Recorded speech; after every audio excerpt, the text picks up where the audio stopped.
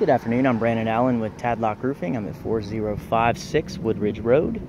And first thing we're going to take a look at is, of course, shingle condition, and what we have is a 3-tab shingle. Looks to be fairly new and good condition.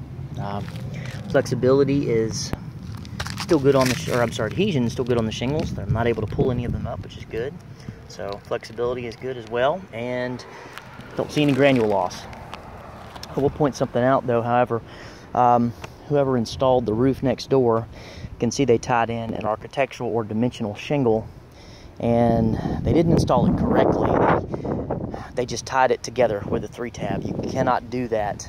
You will have problems over time in this seam here, all the way up this roof. And as you can see, the shingles are not laying together right, and you're going to have water intrusion and start to get leaking here over time.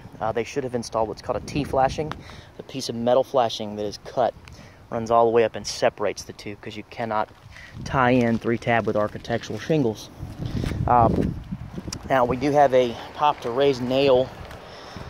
Actually, I've seen two. There's one here that's a potential leak, and there's one right there at the front. It's kind of hard to see, but the shingles are raised.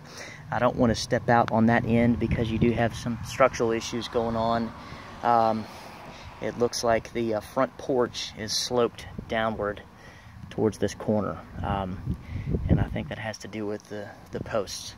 That is a load-bearing piece that's on the front there, and the posts are not supporting it correctly.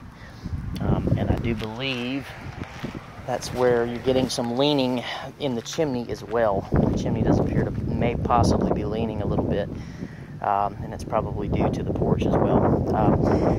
I don't feel any soft decking around the actual chimney. The chimney could be caused by a few different things. Number one, there's no cricket installed. Behind it here is a water diverter. Now by code it doesn't have to be.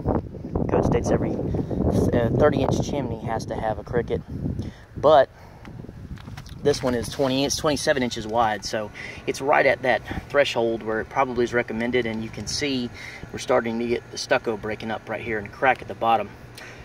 I do have a feeling that the water intrusion that the homeowner or the person that's in the home is seeing is probably going to be due to water coming in through this stucco. I would recommend replacing the chimney cap, as it's in pretty bad shape, and you can see the screws are exposed in a couple places and they're pretty well rusted out, so that could also lead to water getting inside. So that, and we could also reflash the chimney, but I would recommend having the stucco looked at first, and or possibly us flashing and then get elastomeric put on it, another coat on it. Definitely want to get those pop nails replaced or repaired as well, and that we can do for you. Again, my name is Brandon with Tadlock Roofing. Thank you.